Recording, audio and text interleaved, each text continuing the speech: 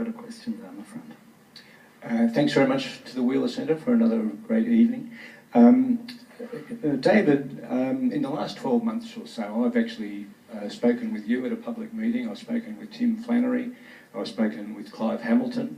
I've also spoken with people on the other side, Ian Plimer, Richard Lindzen in correspondence, and Pat Michaels last week. You'll be pleased to know that some of the people who have differing views to you agree that the climate is changing and that people are having some impact.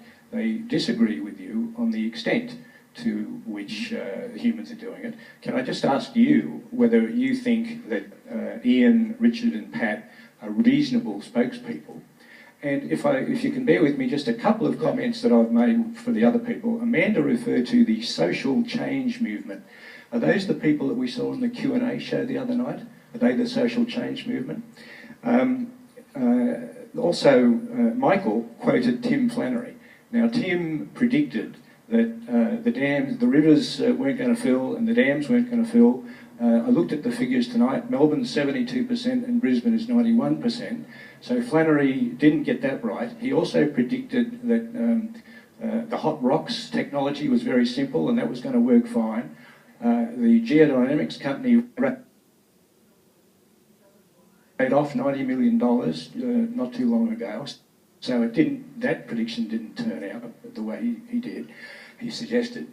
So it would be nice if there was an acknowledgement that people do have reasonable alternative views. I'll leave it to David. Sure, and I'm happy to talk to you about each of Pat Michaels, Richard Lindzen and Ian Plimer, because I know them all very well. I've met them all, shaken their hands, spoken to them. Ian Plimer has not published a scientific article in a mainstream climate science journal ever in his life, so he's not a climate scientist. Ian Plimer's book, Heaven and Earth, has about 450 pages and 350 documented scientific errors. It is full of complete fiction. He regularly appears on television programs saying that the major cause of increase in carbon dioxide in the atmosphere over the last 100 years is underwater volcanoes, which is a scientific fallacy, and he knows it.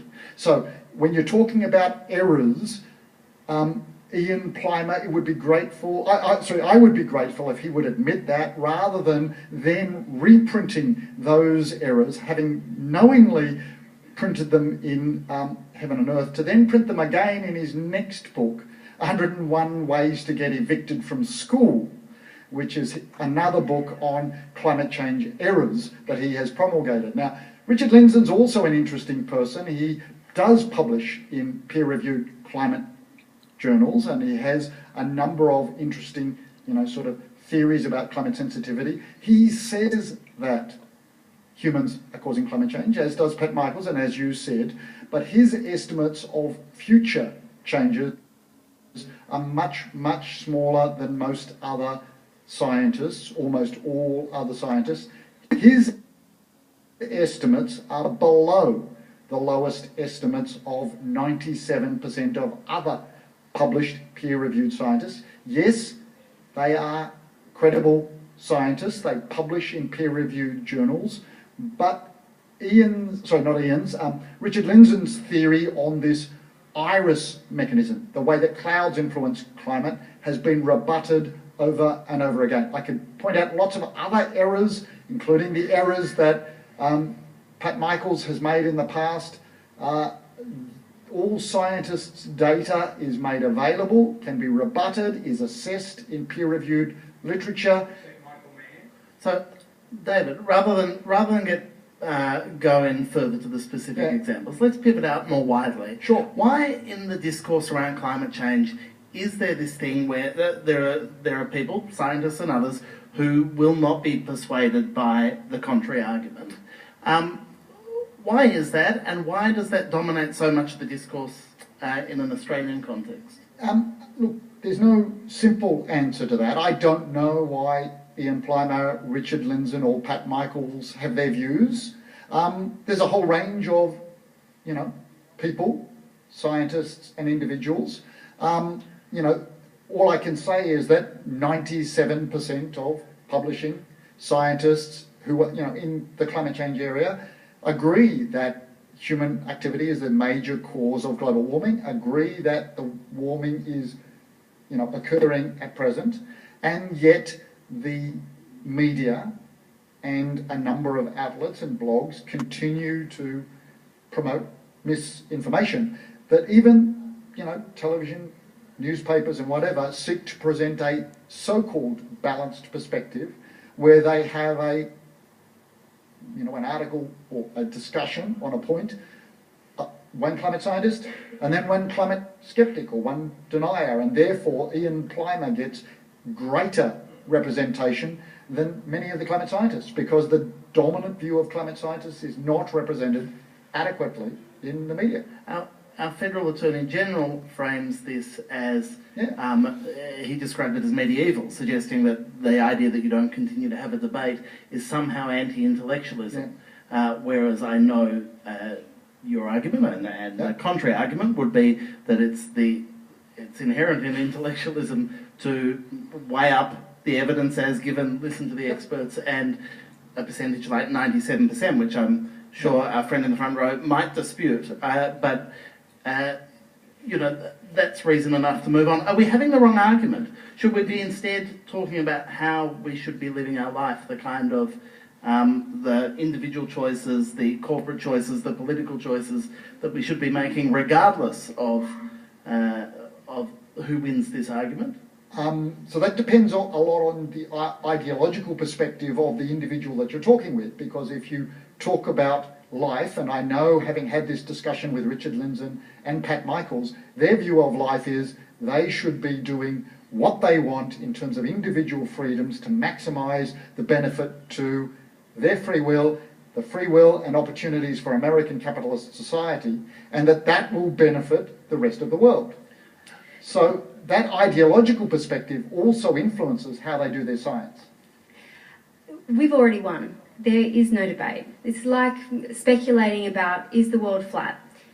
Is the world round? We can have sure, some people can go and have a discussion about that, and that can be interesting for them, but it's not actually relevant to the broader conversation about where we're going. It's important to note that there's a huge misconception about scepticism in the Australian community. Scepticism may not be the right word, but the people in Australia that believe that climate change is not happening or humans have nothing to do with it are 7 to 8% of the population. I get that stat from the CSIRO. They've polled this consistently over a 4-year longitudinal study, and that's consistently what they find. However, it's represented in the Australian community that it's roughly 50-50, and most people actually believe that. And the terrible thing about that is that it makes many people feel nervous or uncomfortable speaking at the barbecue, speaking at the schoolyard about what do we do about this problem? How do we come together and address it? Because we've got this ongoing false debate that actually no one's really having. So that's my first point. Sorry, it kind of annoys me. You didn't let it show. The second point is about, I can't kind of leave this without commenting on what's been said about Tim Flannery. Obviously, I work closely with him. And that comment that, you know, Tim said the dams would never fill is false. He's consistently misquoted by people like Andrew Bolt, who have a case to make about a sceptical case to make, and he's quoted out of context. What he was getting at then, and what he's still getting at now, is that we have a water security issue in Australia.